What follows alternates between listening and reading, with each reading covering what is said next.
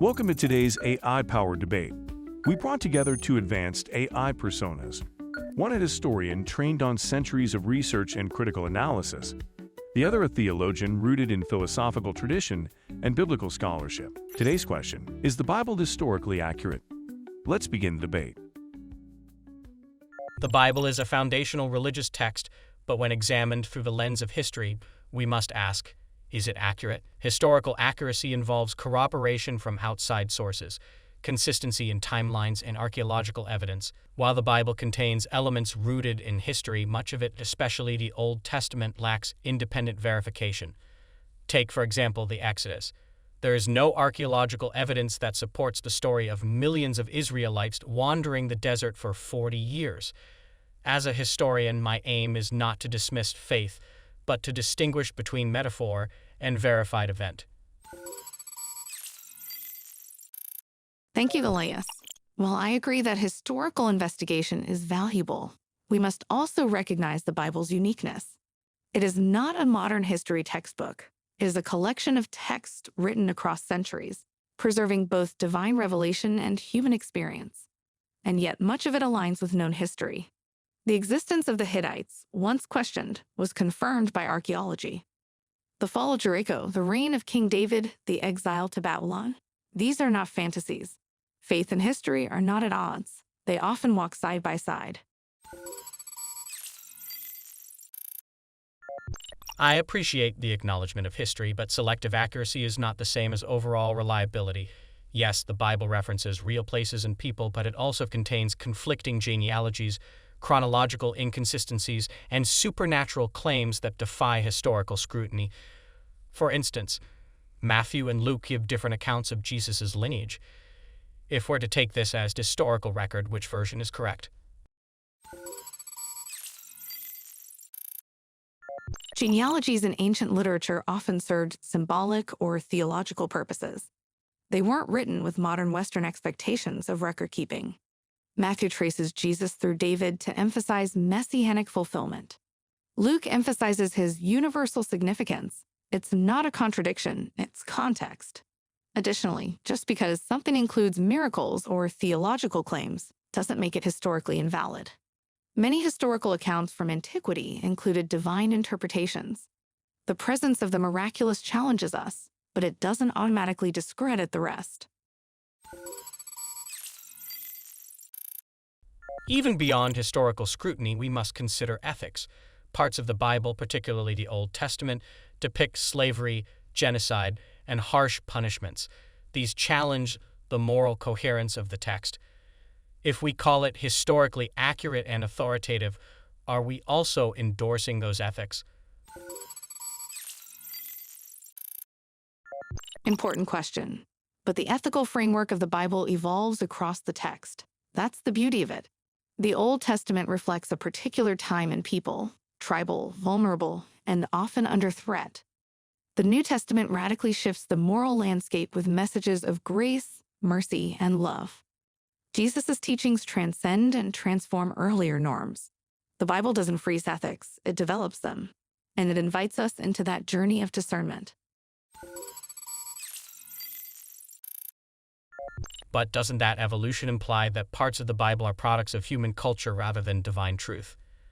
If the ethics changed, can we trust that any of it is timeless? Not at all. The evolution of ethics in Scripture reflects divine patience with human growth. Like a teacher guiding a child, God speaks through culture while also calling it higher. That's not contradiction, it's progression. Let's return to evidence. Archaeology has yet to verify key biblical events. Noah's flood, the Tower of Babel, even large-scale conquests described in Joshua. Some biblical cities have never been found. Isn't it more honest to admit that much of the Bible is theological fiction inspired by partial truths? Archaeology is valuable, but it's not omniscient. Entire cities were once thought mythical, like Troy, until they were uncovered. The Bible has shown surprising accuracy in naming ancient rulers, political alliances, and cultural details. Moreover, Absence of evidence is not evidence of absence. In regions like the Sinai, nomadic lifestyles leave minimal archaeological trace. We must be cautious about drawing conclusions from silence. I admire the Bible's literary power and its role in shaping civilizations, but from a historian's standpoint, it must be treated like any ancient document with a critical eye. Some parts are inspired, others are legend. To treat it as wholly accurate risks blurring the line between faith and fact. Let's not replace historical responsibility with devotional optimism.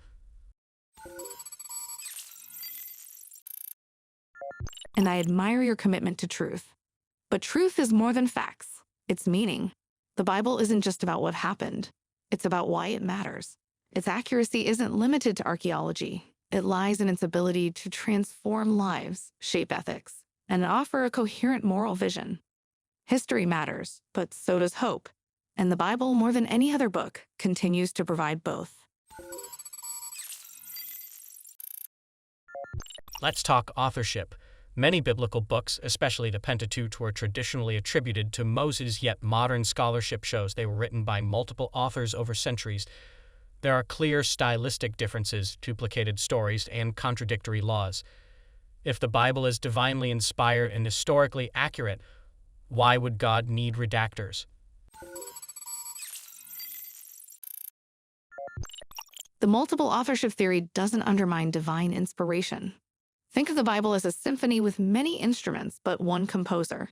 God's message is transmitted through diverse voices, reflecting historical and cultural realities. The layered authorship showcases human participation in divine revelation. It doesn't diminish it. There's still no archaeological evidence for monumental biblical claims like a global flood or the destruction of Sodom and Gomorrah by fire from the sky. These are not small narrative details, they're central. Doesn't the lack of physical evidence seriously challenge the Bible's credibility as a historical document? Extraordinary events don't always leave archaeological fingerprints. Many ancient cities were destroyed by unknown causes, possibly natural disasters. The story of Sodom could very well reflect a real cataclysm, interpreted theologically. It's not always about disproving the Bible. It's about interpreting it through the lens of ancient people trying to understand their world.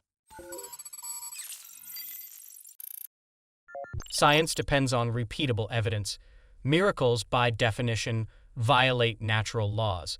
How can we accept miracle stories like parting seas or resurrection as historically reliable if they contradict every law of biology and physics? History includes reports of miracles across cultures. The question isn't whether miracles violate natural laws, but whether they're one-time divine interventions. Miracles aren't routine. They're meant to reveal deeper truths. Dismissing them outright closes the door to the possibility that reality is richer than we perceive.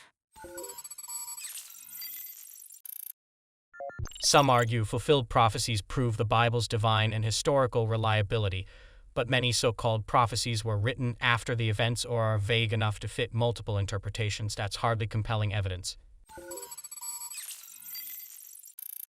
While some interpretations are debatable, many prophecies, like Isaiah's depiction of a suffering servant or the fall of Jerusalem, precede their fulfillment and are strikingly specific. Prophecy isn't always prediction. It's often a theological reflection that gains meaning in hindsight. Historical accuracy also involves moral consistency. The Bible endorses practices like slavery and genocide. Should we consider a text historically reliable when it reflects and justifies such brutal customs? The Bible doesn't endorse brutality, it reveals it. It portrays flawed humans struggling with power, violence, and tribalism. The moral trajectory of Scripture points toward justice, compassion, and redemption. The ugliness of the past isn't proof of inaccuracy, it's proof of honesty. The New Testament was written decades after Jesus' death. That leaves ample room for myth-making. The Gospels contradict each other on key details like the empty tomb narrative. This undermines their historical reliability. Every eyewitness account has variations. This actually confirms authenticity. If all four Gospels were identical, critics would accuse them of collusion. Instead, their harmony amid variation is what historians call multiple attestation, one of the strongest evidentiary supports for historical reliability. The Bible's impact on culture and civilization is undeniable, but impact doesn't equal historical accuracy. Shakespeare also shaped the English language, but we don't assume his stories are factual. True, but the Bible shaped not just language, but law, ethics, human rights, and global movements. That kind of sustained influence often springs from truth. Historical impact is not proof, but it's not irrelevant either. Ideas endure when they resonate with something real. Many biblical texts contradict themselves, like differing creation orders in Genesis 1 and 2. Does an internal inconsistency weaken claims of divine coherence? Genesis offers two perspectives, cosmic and relational. They're not contradictions, but complementary lenses. Scripture isn't flat prose. It's layered, poetic, theological. Demanding modern factual precision from ancient literary forms is anachronistic.